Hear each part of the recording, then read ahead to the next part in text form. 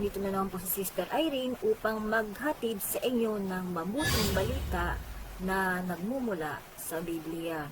Sana po ang lahat ay nasa kahabagan, kabutihan at pagpapala ng Panginoon. Nawa tayong lahat ay kahabagan ng Panginoon. Dahil tayo po ay hindi biro na lumalakad na sa kawakasan. Sa fulfillment of prophecy na po tayo lumalakad. Tayo ay nasa mga huling panahon na po. Yan po.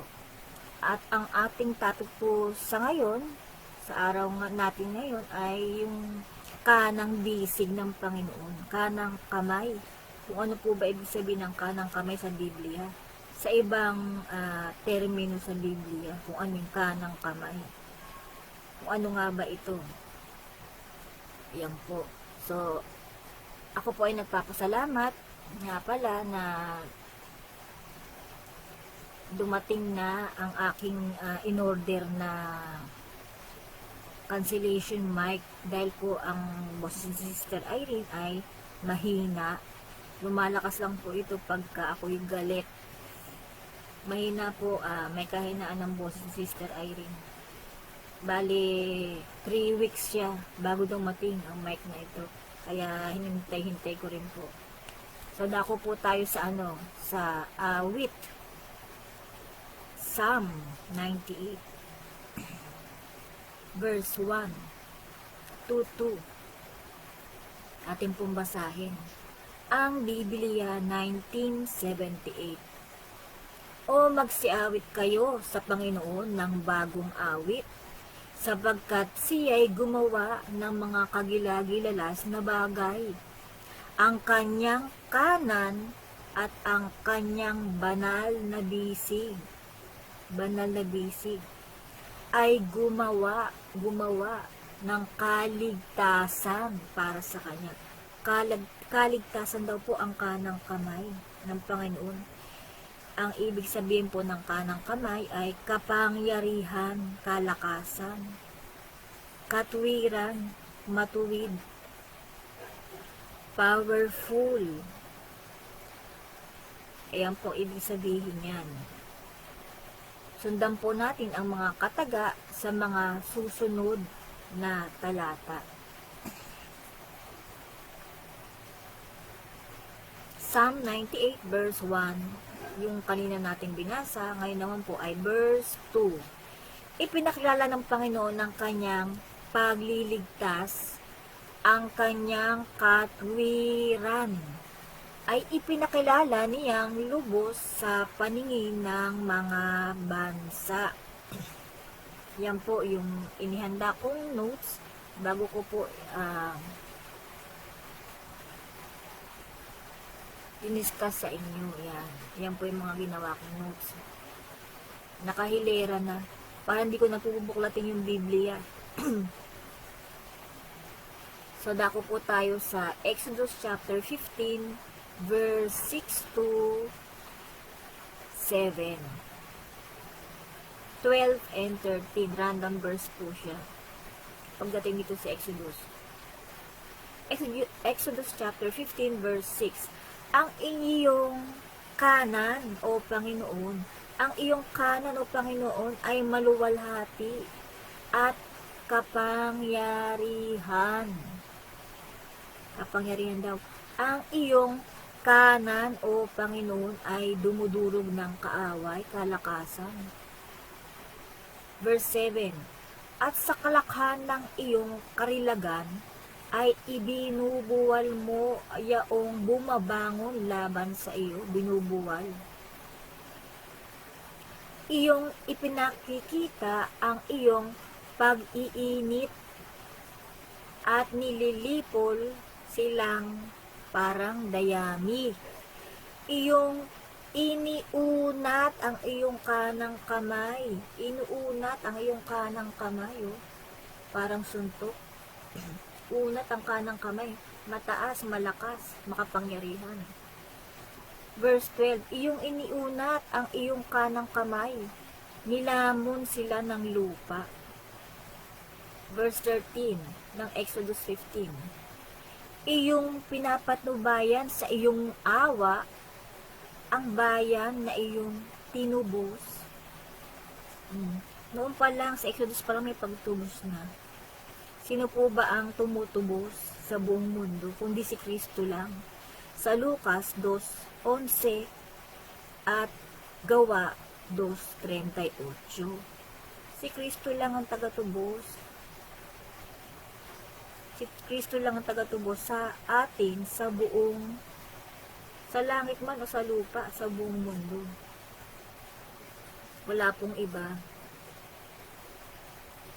Ayan, verse 13, iyong pinapatubayan sa iyong awa ang bayan na iyong tinubos, sa iyong kalakasan ay iyong inihahatid sila sa banal mong tahanan.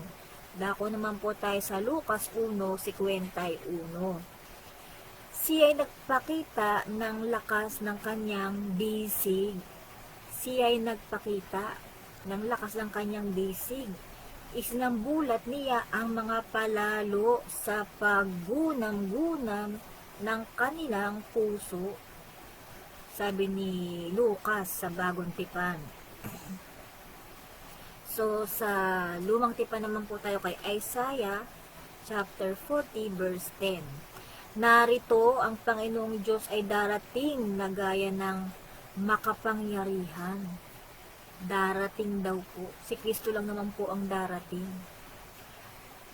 Makapangyarihan. At ang kanyang kamay ay magpupuno sa ganang kanya. Narito ang kanyang gantimpala ay dala niya.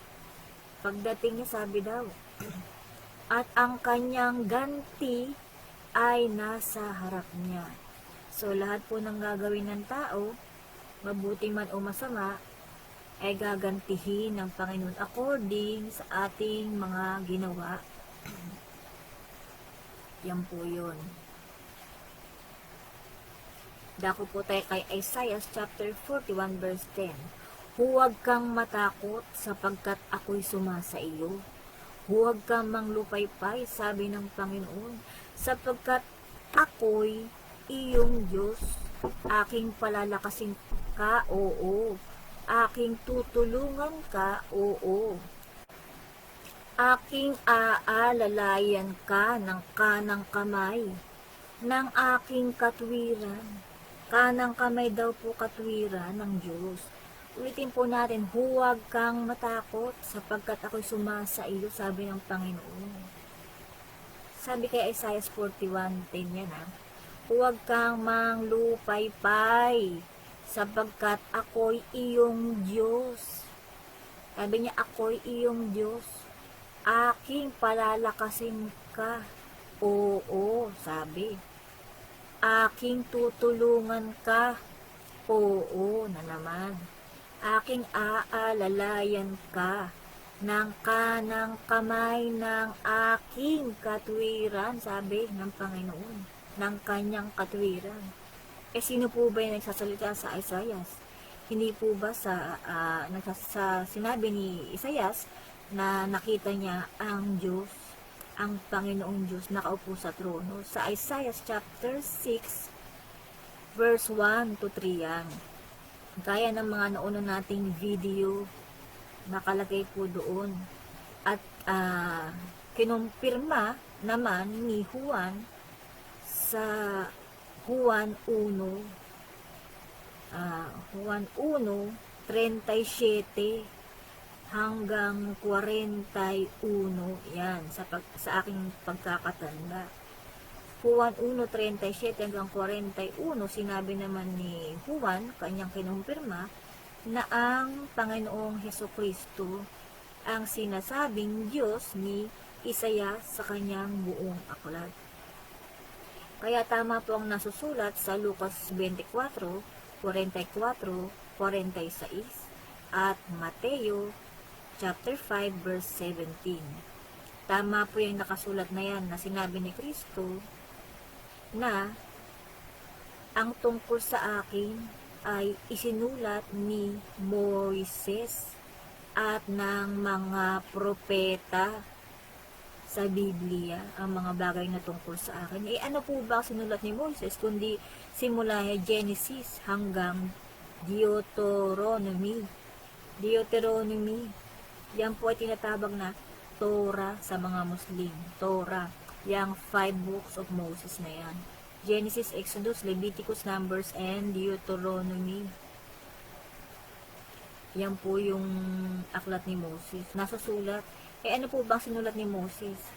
Yung 10 utos na andun ng Diyos niya. So, ibig sabihin, si Kristo yung Diyos na isinulat ni Moises. Dahil sabi ni Kristo ay, Moses wrote of me. Ako'y isinulat ni Moses sa kanya sa law. Sa 10 utos, Sabi ni Kristo, ako yung isinulat ni Moises sa law. Sa law niya. Di ba isa lang po ang Diyos ni Moises? Sinabi rin ni Philip kay Nathaniel na si Kristo yung isinulat nila Moises at ng mga propeta sa Biblia. Juan 1:45, diyan po nasusulat. John chapter 1 verse 45. Na si Kristo nga yung Diyos na isinulat ng mga propeta at ni Moises. Yan po. Ayan po yung nasusulat. So, atin pong ipagpatuloy. Si Kristo ang nagsulat, ang nagpasulat kay Isaias. Siya yung nakita ni Isaias. Yan po. Sa Exodus chapter 15 verse 10, sabi ng Panginoon, huwag kang matakot sapagkat ako'y sumasa iyo. Huwag kang manglupaypay sapagkat ako'y iyong Diyos. Aking palalakasin ka, oo. Aking tutulungan ka, oo. Aking aalalayan ka ng kanang kamay ng aking katwiran. O kanang kamay ng kanyang katwiran. Makapangyarihan ng Diyos. Dako naman po tayo sa Mark chapter 14 verse 62. At sinabi ni Jesus, ako nga, I am He. Ako nga. Sabi, ako nga. At makikita ninyo ang anak ng tao na nakaupo sa kanan ng makapangyarihan.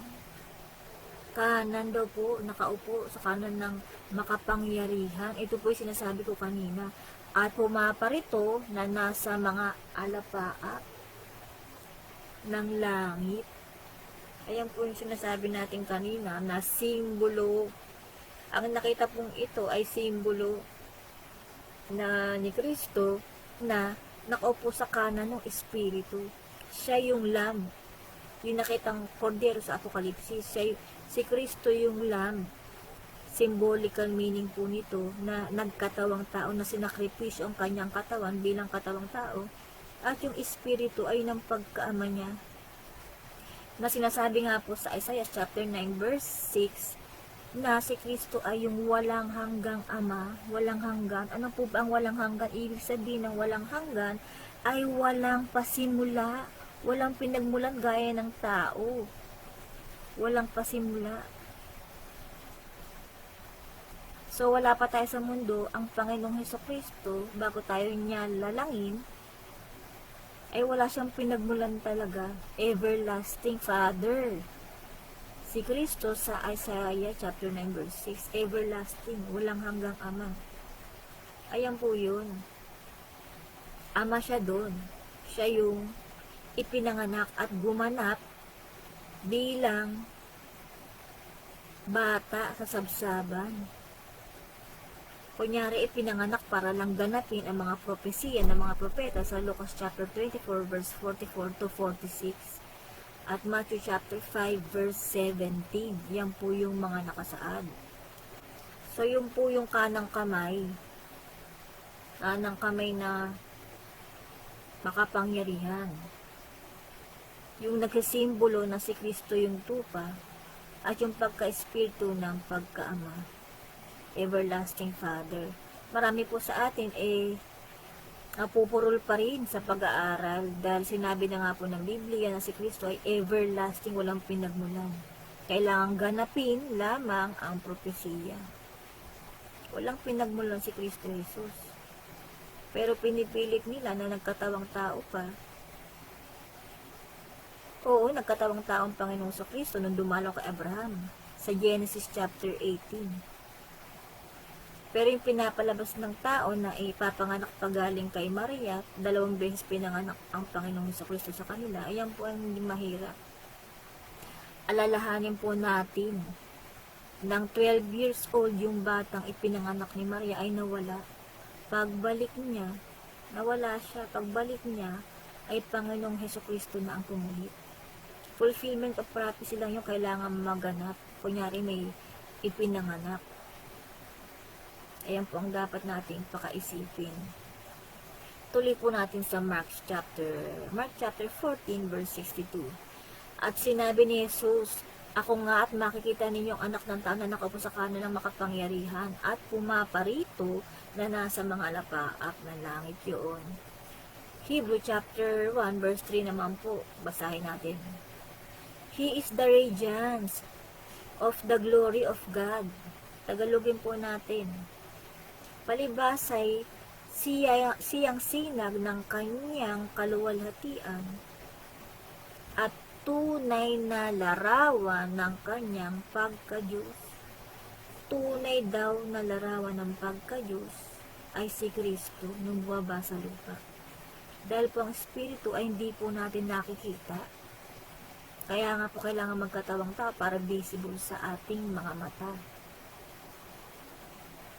Ayan po, palibhas ay siyang sinag ng kanyang kaluwalhatian at tunay na larawan ng kanyang pagka-Diyos at umaalalay ng lahat ng mga bagay sa pamamagitan ng salita ng kanyang kapangyarihan. Salita ng kapangyarihan. Salita ng Panginoong Kristo daw na kanyang kapangyarihan.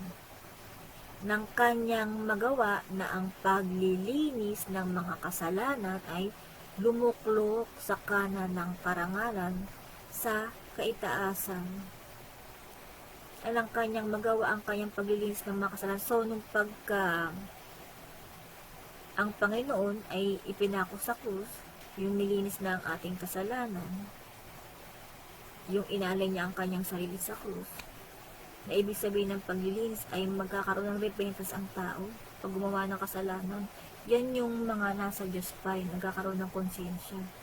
Pero yung iba hindi na po naiisip na dapat linisin ang kanilang mga kasalanan. Yung po ay mahirap. Dumuklok sa kanan ng karangalan ng sa kaitaasan. Dumuklok daw po ang Panginoon sa karangalan, sa kaitaasan. Yung kapangyarihan. Baliwala po ang Espiritu, sinasabi ng Biblia, kung hindi siya bumaba at nagkatawang tao sa unang Timoteo chapter 3 verse 16. Si Kristo yung katalinuhan ng Diyos. Bakit katalinuhan? Dahil katalinuhan ang ipako siya sa krus. Katalinuhan yun na naisagawa niya ang kanyang purpose na salvation. Ayun po sinasabing katalinuhan ng Espiritu na nagkatawang tao siya. So, dako tayo sa Genesis chapter 48 verse 14. Ito po. Ay, ibang topic na po pala ito. Bas-bas na ito kay Jacob. So, hanggang dito na lamang po mga kaibigan. Sana po ay naunawaan natin ang topic sa ngayon. Kung meron po kayong mga tanong na gustong itanong kay Sister Irene, ay akin naman pong sasagutin sa video. Sasagutin po natin sa video sa ibang araw. Pwede po ako mag-live sa ibang araw din po. Yan ay aking balak. Dahil marami pong nagtatanong, kailangan natin sagutin ng madalas kaysa po sa pag-record, kasi po ang pag-record din naman po, kaya ko po inire-record ito dahil meron pong mga sitas nakapaloob. ipinapalog po dito sa video na ito. So hanggang dito na lang po. Salamat po sa inyong pakikinig. Ako pa po si Sister Irene. Dito pa rin po si Sister Irene upang sagutin ang inyong mga katanungan. Nakakatuwa po na ang iba ay natututo sa simpleng pahayagan na ito, sa ating pagpapahayag, sa kanilang kaligtasan, sa ating lahat ng kaligtasan. Salamat po. Naway patuloy lang kayong makinig. Ito po ay libre, walang bayad. Dahil po ang lahat ng ito, alay ko sa Panginoon. Lahat po ng kaalaman, katalinuhan ay galing sa Panginoon. Hindi po kay Sister Irene. Lahat po ng propesiya ay galing sa Panginoon. Hindi po nagmamalakas si Sister Irene o nagyayabang. Lahat po yan sa Panginoon galing lang. Kung di galing yan sa Panginoon, baliwala si Sister Irene. So, salamat po sa muli pong nating pagkikita. Nawa ang kapayapaan, kahabagan, at kabutihan ng Panginoon ay sumaatin na lang lahat. God bless you all. In Jesus' name, amen. Thank you all.